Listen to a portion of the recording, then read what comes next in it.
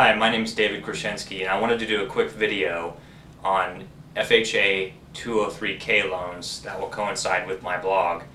And hopefully, if you haven't had a chance to check it out, it's www.dkhomeloans.com is my website, which you'll scroll down to the bottom and click on Phoenix Home Mortgage Blog, and you can see all my articles on there along with this video and encrypted into my an article that I wrote about this FHA loans, the 203k product.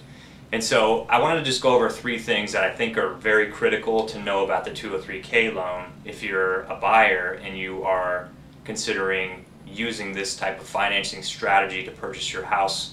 And I mainly operate in the Phoenix marketplace, so this might not apply to you if it's in your area. But the first point I want to bring up is the 203k loan is not necessarily designed for small jobs. So if you're planning on just maybe pulling out your hot water heater or things that aren't really a big job, you may not want to use a 203k loan, because most investors or banks or mortgage lenders will only consider if the amount is above $5,000, because there's a lot of paperwork that goes along with this type of mortgage. Sometimes are higher fees and sometimes higher rates, and so it would be prohibitive for you to do that. So I'd say it's not really good for small jobs, and it's definitely not very good for big jobs either. If it's a full-blown remodel construction, then you would want to avoid this type of loan as well. It's really, the sweet spot is between $5,000 in repairs and probably $30,000 in repairs.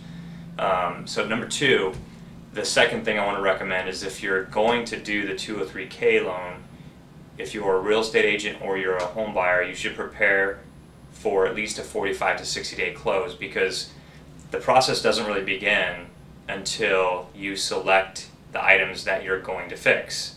And so once you've selected those items, then you have to basically get bids from contractors and find out firm prices and find out which contractors you're going to use. And so once you have the bids in hand, then that's when the lending process actually starts. The contractors themselves need to be licensed, bonded, and insured. They need to have 2 past client letters typically, and they don't need to be approved per se, but they definitely need to have those four items.